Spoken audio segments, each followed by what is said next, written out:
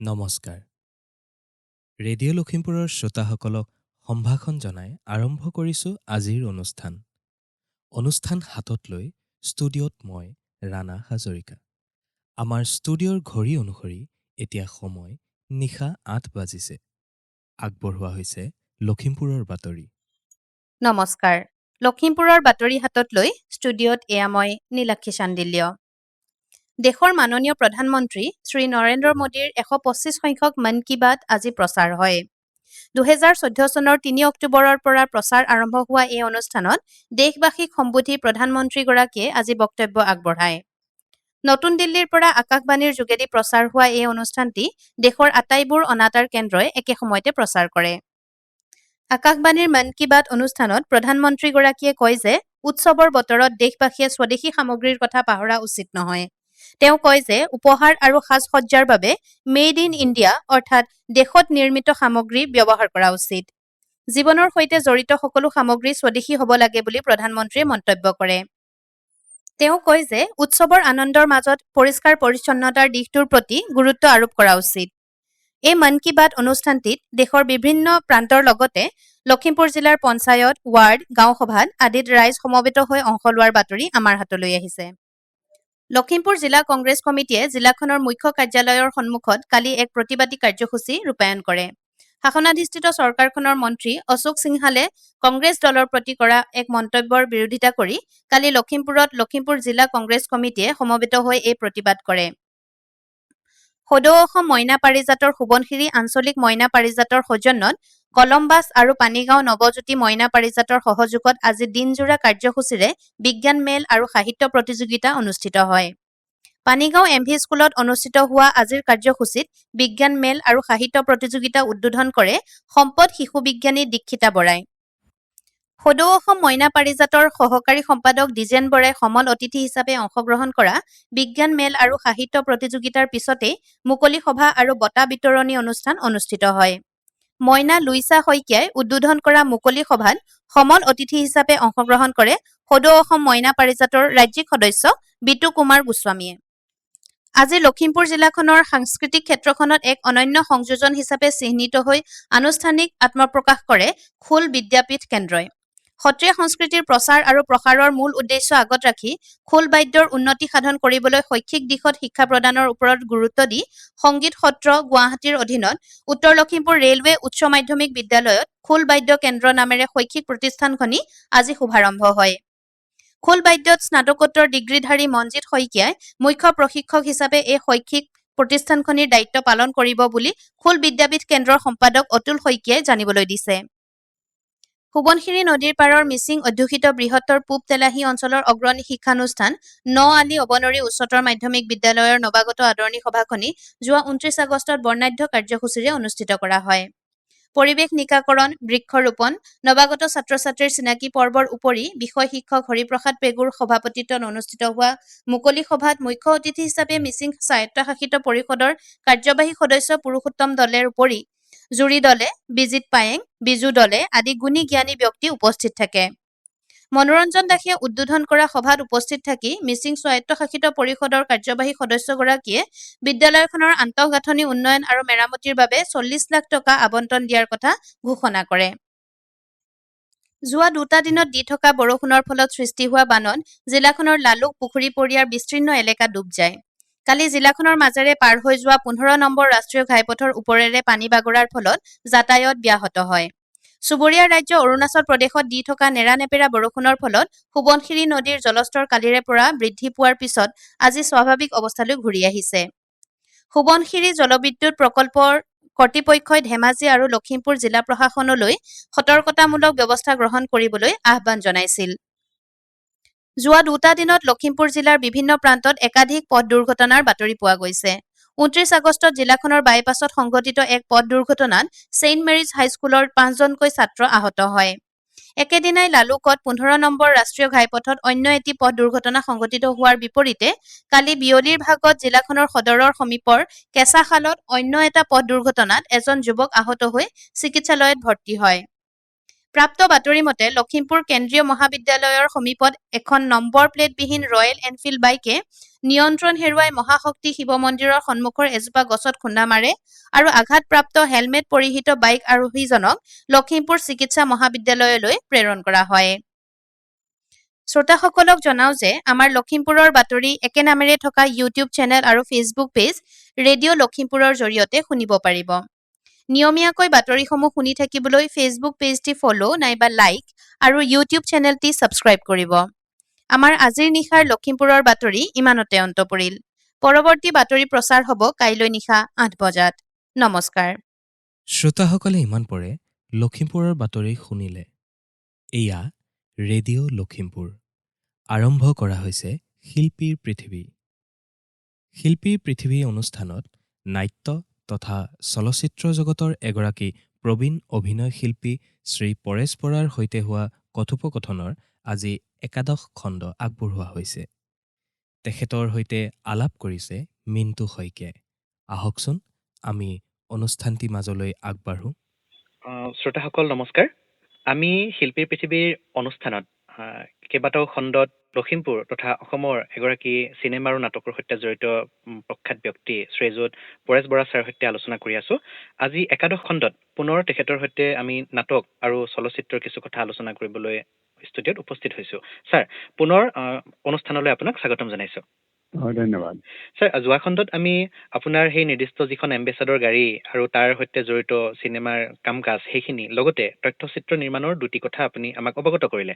Sir, আজিৰ এই খণ্ডত যিখন তথ্যচিত্ৰ নিৰ্মাণ কৰাৰ কথা আপুনি কৈছিল, এই তথ্যচিত্ৰখনৰ কিছু কথা আজি আকৌ কওকচোন, য'ত ভূপেন হাজৰিকাইও কণ্ঠ দিছিল বুলি কৈছিল। 77ত কৰা হৈছিলে। হয় হয়। কাহিনীটো হ'ল নেশ্যনেল ইণ্টিগ্ৰেশ্যনৰ পৰে, মানে এজন মানুহ মৰিলে, লখিমপুৰত এজন মানুহ মৰিলে, মৃত মানুহজন মৃত। সেই চব মানুহ আহি পেলাই খবৰ কৰিছে যে মানুহ কোন মানুহ চবে সুধিছে যে এইজন, কিছুমানে কৈছে হিন্দু, কিছুমানে কৈছে মুছলিম, কিছুমানে ক'লে ইছাৰী, কোন মানুহ এজন। আকৌ আহিলে, তাৰপিছত আহিলে কোচ কলিতা, এনেকুৱা ব্ৰাহ্মণ, এনেকুৱা আহিলে। তাৰপৰা কোনেও মানে হেৰি কৰিব পৰা নাই, ডিচাইড কৰিব পৰা নাই যে এই মানুহজন কোন। তাৰপিছত আল্টিমেটলি পুলিচ আহি পেলাই ডেড বডিটো হেৰি লৈ গ'ল, পোষ্টমৰ্টম কৰিবলৈ লৈ গ'ল। পোষ্টমৰ্টম কৰাৰ পিছত তেওঁলোকে এখন চাৰ্টিফিকেট দিলে, নেম আমুক, বয়স ইমান, নেশ্যনেলিটি ইণ্ডিয়ান। সেই ইণ্ডিয়ানটোৱে মানে হেৰি কৰিলে, ফিনিছ কৰিছে আৰু। বাকী এইবিলাক হেৰি কৰিলে, নাম চাম এইবোৰ নাই আৰু তাত। আপুনি যোৱা খণ্ডত কৈছিল ভূপেন হাজৰিকাদেৱে কণ্ঠ দিছিল, কোনখিনিত তেখেতে কণ্ঠ দিছিল? কণ্ঠ মানে গোটেই ডকুমেণ্টেৰীখন আৰম্ভ পৰা শেষলৈকে কণ্ঠ দিব, হেৰি কৰিব লাগে নহয়, ভাৰ্চন দিব লাগে নহয়। হয়। গোটেই কথাখিনি ক'ব লাগে নহয় ইংৰাজীত। আমি মানে সেইখন হেৰি কৰিম বুলি ভাবিছিলো, অল ইণ্ডিয়া কম্পিটিশ্যন দিয়া কথা আছিলে সেইখন ডকুমেণ্টেৰীখন, মানে ৰাষ্ট্ৰীয় পৰ্যায়ত নিৰ্মাণ কৰা হৈছিলে। সেইকাৰণে সেইখন আমি ইংৰাজী ভাৰ্চনটো লাগিবই। ভূপেন হাজৰিকাদেৱ তাতে আছিলে টালিগঞ্জত, মই গৈ তেখেতক ক'লোগে। তেখেতে ক'লে হ'ব, আকৌ মই অলপ চিনাকিও আছিলে বাৰু। সেই সুযোগতে মানে চিনেমা পলাশৰঙৰ কাৰণে আমাৰ মিউজিক দিছিলেতো, গতিকে টাচ এটা ভাল টাচ আৰু তেওঁৰ লগত আছিলে ঘৰুৱা। সেই ঘৰুৱাভাৱে তেখেতে আহি পেলাই ওচৰতে টালিগঞ্জ তেওঁৰ আমাৰ ফিল্ম চাৰ্ভিচটো, তাতে আহি তেওঁ কথাটো কণ্ঠটো দিলে, লিখি মানে আমাৰ হৰণমুখে লিখি দিছিলে ক'ত কেনেকৈ কৰিব লাগে। আৰু ঠিক তেনেকে দিলে, হেৰি মিনিটে 10 মিনিট মাত্ৰ। ছাৰ, প্ৰসংগক্ৰমে পলাশৰঙত গীতৰ যিটো কথা ক'লে, ডক্টৰ ভূপেন হাজৰিকা জড়িত আছিল পলাশৰঙৰ সৈতে। এই পলাশৰঙৰ অস্তিত্ব বৰ্তমান পাবলৈ নাই বুলি আমি জানিব পাৰিছো। লগতে পলাশৰঙৰ গীতকেইটি অৱশ্যে সংৰক্ষণ হৈ আছে, যিখিনি গীত আমি আজি শুনিছো। ছাৰ, এই পলাশৰ ৰং চিনেমাখনৰ কাহিনী ভাগ মানে কি কাহিনীক লৈ আচলতে নিৰ্মাণ কৰা হৈছিল, সংক্ষেপে অকণমান কওকচোন। সেইটো এটা বঙালী হেৰি বংশোদ্ভৱ আছিলে ফেমিলিটো, কিন্তু তেওঁলোক আছিল প্ৰকৃততে আছিলে বাংলাদেশৰ আছিলে অৰিজিনেলতে। আহি অসমত বসবাস কৰিবলৈ ল'লে। অসমৰ মানে আমাৰ অঞ্চলতে বসবাস কৰিলে। আৰু এটা ল'ৰা আছিলে লগত, তাৰ নাম মানে অৰুণ বেজবৰুৱা আছিলে হিৰোটো, নামটো মই চিনেমা নামটো পাহৰি থাকিলো। তেওঁ আৰু লগত আহিছিলে ছোৱালীৰ নাম নাই, মই ছোৱালীৰ নামটো মনত আছে আকৌ, বকুৰী তাইৰ নাম। পৰিশ্ৰম কৰে, তেওঁলোক গভীৰভাৱে পৰিশ্ৰম কৰে, ভাল পৰিশ্ৰম কৰি মানুহৰ উত্তপ্ত কাম কৰে। এই ল'ৰাটো কিন্তু শিক্ষিত আছিলে, শিক্ষিত থকাৰ কাৰণে ছোৱালী কাকতি যে হিৰোইন হৈছিলে তেনেকুৱা ঘৰৰ লগত এটা সম্পৰ্ক হ'ল। সেই সম্পৰ্কৰ জৰিয়তে তেওঁলোকক বিভিন্ন কামত সহায় কৰি দিয়ে। সেই হিচাপে তেওঁলোকে টাচ এটা হৈ গ'ল। আহোঁতে এই ছোৱালীবিলাকৰ তাৰ লগত সেয়ে ক'বলৈ গ'লে আৰু প্ৰেম হৈছিল আৰু প্ৰেম দেই। আৰু ইফালে আনহাতে বকুলি, এই বকুলি যিজনী মানে ছোৱালী, তাই মানে সেইটো কিন্তু এটা কথা দেই, যদিও আহিছিলে বাংলাদেশৰ পৰা, কিন্তু অসমীয়া পুৰা অসমীয়া হৈ গ'ল। অসমীয়া মানে বঙালী কথা নকয় আৰু অসমীয়াতে কয়। এই বকুলিয়েও মানে অলপ প্ৰথম অৱস্থাত অলপ বঙালী ভাষাটো আছিলে, কিন্তু শেষত গৈ পেলাই সম্পূৰ্ণ অসমীয়াত কথা ক'বলৈ ল'লে। আৰু তাই এটা কবিতাও গাইছিলে দেই, মই কবিতাটো গাই দিছোঁ তাইৰ বুকৰ। মেলিলো প্ৰথম চকু তোমাৰ কোলাতে আই, জীৱনৰ আদিম পোৱাত বুদিম আকৌ চকু তোমাৰ কোলাতে হৈ জীৱনৰ শেষ সন্ধিয়াত। এই আমাৰ নীলদেৱী কবিতাটো তাই সম্পূৰ্ণৰূপে গাইছিলে সেই সময়ত। মানে সেইকাৰণে বহুত মানুহে সেই পৰিয়ালটোক মানে অসমীয়া বুলিয়ে গ্ৰাহ্য কৰিছিলে। আৰু শেষত গৈ পেলাই এতিয়া মই মাষ্টৰ চৰিত্ৰ এটা কৰিছিলোঁ, আৰু মই মানে মুখ্য চৰিত্ৰ অভিনয় কৰিছিলোঁ, দায়িত্ব লৈছিলোঁ চবৰে। সেইকাৰণে বিয়া এখন মোৰ লগত সেই বকুলিয়ে মই বিয়া কৰিবলগীয়া হৈছিলে মানে চিনেমাখনত। বকুলিকে বিয়া কৰিলে, আৰু বকুলিৰ দায়িত্ব লৈ বকুলি আছিলে মোৰ পৰিবাৰ। এতিয়া মীনা দাস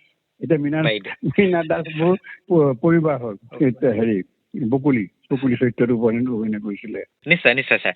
আজি এই কথাখিনি আমি ইমানতে কৰা সামৰিছো। অন্য এটা খণ্ডত পুনৰ আপোনাৰ বাইদেউৰ লগতো আমি আলোচনা কৰিব লগা আছে, যথেষ্টখিনি কথা আছে। আৰু আপোনাৰ পৰাও নাটকৰ পৰিচালনা আৰু নাটকত অভিনয়ৰ এই কথাখিনিও আপোনাৰ পৰা আমি জানিবলৈ বহুখিনি বাকী আছে। পৰৱৰ্তী খণ্ডত ছাৰ আমি আলোচনা কৰিম। শ্ৰোতাসকলে ইমান পৰে শিল্পীৰ পৃথিৱী শিতানত নাট্য তথা চলচ্চিত্ৰ জগতৰ প্ৰবীণ অভিনয় শিল্পী শ্ৰী পৰেশ বৰাৰ সৈতে হোৱা কথোপকথনৰ একাদশ খণ্ডটি শুনিলে। তেখেতৰ সৈতে আলাপ কৰিলে মিণ্টু শইকীয়াই, আৰু সম্পাদনাত আছিল ৰুবুল হাজৰিকা। কথোপকথনটিৰ দ্বাদশ খণ্ডটি প্ৰচাৰ কৰা হ'ব কাইলৈ এই একে সময়তে। এয়া ৰেডিঅ' লখিমপুৰ। এতিয়া আগবঢ়োৱা হৈছে কাব্যকুঞ্জ। কবিতা পাঠৰ অনুষ্ঠানটিত আজি আগবঢ়োৱা হৈছে কবি ৰঞ্জিত কাকতিৰ কেইটিমান স্বৰচিত কবিতা পাঠৰ পুনৰ প্ৰচাৰ। প্ৰথম কবিতাৰ শিৰোনাম সপোন। যান্ত্ৰিকতাৰ জান্তৱ পদাঘাতত ধৰাশায়ী আশুৰ্যোদয়াস্ত। গহীন আন্ধাৰবোৰ ৰঙীন হয় কাৰোবাৰ বাবে ক্ৰমে ক্ৰমে। কংক্ৰিটৰ প্ৰাচীৰ ভেদি উফৰি আহে দুৰুল খোৱা জিভাৰ নিৰ্লজ্জ অসংলগ্ন আস্ফালন। উইচিৰিঙাৰ মাতত কঁপে নিজান নিশাৰ নীৰৱ ক্ৰন্দন। তেতেলী চিৰা যেন বাঁহৰ কামিৰ হেতেলিত সূৰুজৰ খোজত খোজ মিলাই জীৱনৰ মৰিচিকা খেদা বিপন্ন মনৰ অৱসন্ন দেহ। সোণৰ কুটিল মায়া মৃগ হৈ দিঠকৰ দুৰ্নিবাৰ বাসনাবোৰে ধৰা দিয়ে চিলমিল টোপনিৰ জিলমিল সপোনত। মায়া মুগ্ধ অৱচেতন চেতনাই দুহাত মেলি দেও দিয়ে তাৰ পম খেদি ঠিকনা বিচাৰি ক্ৰমে ভূমিৰ পৰা ভূমালৈ, আকাশৰ পৰা মহাকাশলৈ। কিন্তু সৰণি হেৰুৱাই ভূ লুণ্ঠিত হয় সেই বঞ্চিত সত্তা হেতেলি তলৰ জেকা মাটিত। মুখত মকৰা জাল, নাকত ভেকুৰা গোন্ধে। প্ৰতি 5 কুৰিৰ ভিতৰতে 4 কুৰি জনেই এনেদৰে সপোনতে সন্ধান কৰো মায়াবী স্বৰ্ণমৃগ, স্বৰ্গপৰীৰ যাদুদণ্ড। মুখৰ মকৰা জাল, নাকৰ ভেকুৰা গোন্ধে সোঁৱৰাই মাথোন দেউকা ভগাৰ যন্ত্ৰণা, অপ্ৰাপ্তিৰ কৰুণ বেদনা। শিলাবৃষ্টিয়ে শ্ৰীলে কৰা কলপাত কপাৰ দৰে কঁপি উঠে হৃদয়। বেৰৰ জলঙাৰে নিবদ্ধ হয় নিৰ্মেঘ আকাশত নিৰ্নিমেষ দৃষ্টি। ভাৱ হয় আহে যদি আহকচোন, হিয়াখাত পেলোৱা এজাকে শীতল বৃষ্টি। মাটিৰ ৰসেৰেই পৃথিৱীময় কৰি তোলো আমাৰ দেহ, গছ আৰু নদীৰ মহিমাৰে কৰ্ষণ কৰো আমাৰ মন। তেতিয়া হয়তো খৰাং হৃদয়ৰ পথাৰখন আঘোণ আঘোণ গোন্ধাব। লঠঙা বুকুৰ বাগিচাত বসন্ত ফুলিব। দ্বিতীয় কবিতা, শিৰোনাম সময়। আদি সময়, অনাদি সময়, ঘূৰণ সময়, উৰণ সময়, সময়ৰ দেউকা পিন্ধি সময় উৰে, সময়ৰ নৌকাত সময়ে তৰে সময়ৰ পাল। সময়ৰ গৰ্ভত নিষেচিত হয় সময়ৰ ভ্ৰূণ, সময়ৰ কোলাত উপজে সময়ৰ সন্তান। স্ৰোতস্বিনী সময়, তেজস্বিনী সময়, সময় মায়াবিনী, সময় তাণ্ডবিনী, তৃষ্ণাটোৰ সময়, ক্ষুধাটোৰ সময়, চালক সময়, পালক সময়, চিন্তক সময়, নিয়ন্তক সময়, সময় দিবাকৰ, সময় নিশাকৰ, সময় স্থপতি, সময় ভাস্কৰ, সময় খনিকৰ, সময় চিত্ৰকৰ, সময়ৰ তুলিকাত সময়ে আঁকে সময়ৰ ছবি। সময় অনন্ত, সময় দুৰন্ত, সময় কথক, সময় নৰ্তক, সময়ৰ চোতালত সময়ে নাচে সময়ৰ লাস্য আৰু তাণ্ডৱ নৃত্য। সময় সমুজ্জ্বল, সময় নিৰুদ্বেগ, সময় ৰঙীন, সময় কঠিন, সময় সেউজীয়া, সময় মোহনীয়া, সময় ধাৰক, সময় বাহক, সময়ে জীপাল কৰে বিশ্বাস, সময়ৰ শানত ধাৰাল হয় অবিশ্বাস। সময় স্ৰষ্টা, সময় দ্ৰষ্টা, সময় দাতা, সময় বিধাতা, সময়ে জীৱনৰ অতুল্য অমৃত, সময়ৰ ছন্দহীনতাত সময়েই প্ৰাণহীন জীৱনৰ ভাবাতীত সীমনা। সময়ৰ দাপোণত প্ৰতিবিম্বিত হয় সময়, সময়ৰ পৃষ্ঠাতে সময়ে লিখে সময়ৰ ইতিহাস, ধ্বংস আৰু পাতনিৰ। তৃতীয় কবিতা, শিৰোনাম শিৰত গজা সুৰুজ। আকাংক্ষাৰ চিৰন্তন নদীখনেদি নামি আহে এটা সপোনৰ সুৰুজ, গজি থাকে আমাৰ শিৰাত। শিৰত গজা সুৰুজটোৰ শিপা দলৈকে শিপাই, স্পৰ্শ কৰে হৃদয়, হৃদয়তো গজি উঠে অন্য এটা সুৰুজ, মণিকোঠত উপচি থাকে আশাৰ অনিৰ্বাণ আলোক। আচলতে আমাৰ শিৰাই শিৰাই প্ৰবাহিত হৈ থাকে একো একোটা অপূৰণ সপোনৰ সুৰুজ। সুৰুজটোৰ প্ৰচণ্ড উত্তাপে গলাই থাকে আমাৰ পুৰাতন দুখ, উদৰৰ আমৰণ ভোক, চোতালত ছটিয়াই কিঞ্চিত প্ৰাপ্তিৰ এচেৰেঙা সুখ। অত্যাচাৰী শাসক আৰু শোষকে কুট কৌশলেৰে লুকুৱাই ৰাখে সিহঁতৰ হৃদয়তো গজি থকা একেটা সুৰুজৰ সত্তা, সলনি কৰে আমাৰ শিৰত, হৃদয়ত গজি থকা আমাৰ শিৰাত আজীৱন প্ৰবাহিত হৈ থকা একেটা সুৰুজৰ সংজ্ঞা। ভণ্ডামীৰ বন্ধাত্বত বন্দী শোষকে ভয় কৰে সুৰুজটোৰ উদ্গিৰিত জ্বালামুখী উত্তাপ। আমাৰ বঞ্চিত মনৰ লাঞ্চিত অভিপ্সাৰ বিপৰীতে সুৰুজটোৱে সজীৱ কৰি ৰাখে আমাৰ উত্তৰণৰ অনিৰুদ্ধ চেতনা। সুৰুজটো আমাৰ জীৱনৰ বাসন্তী উদ্দীপনা, বাৰিষাৰ ৰিমঝিম বৰষুণ, আঘোণৰ সোণোৱালী শইচ, আইৰ মুখৰ হাঁহি, পিতাইৰ অব্যক্ত আশা, হৃদয়ৰ মৌন ভাষা, নতুন দিনৰ আমাৰ জীৱন এখনা। আকাংক্ষাৰ চিৰন্তন নদীখনেদি নামি অহা অপূৰণ সপোনৰ সোণোৱালী সুৰুজটো আমাৰ শিৰাত, হৃদয়ত মাথো গজি থাকে আজীৱন। কাব্যকুঞ্জ। অনুষ্ঠানটিত ইমান পৰে কবি ৰঞ্জিত কাকতিৰ স্বৰচিত কবিতা পাঠ শুনিলে। আজিলৈ ৰেডিঅ' লখিমপুৰৰ অনুষ্ঠান প্ৰচাৰ ইমানতে সামৰিছোঁ। পৰৱৰ্তী অনুষ্ঠান প্ৰচাৰ কৰা হ'ব কাইলৈ নিশা ৮ বজাত। কাইলৈৰ অনুষ্ঠানত পুনৰ লগ পোৱাৰ প্ৰতিশ্ৰুতিৰে আজিলৈ বিদায় লৈছোঁ। শুভৰাত্ৰি।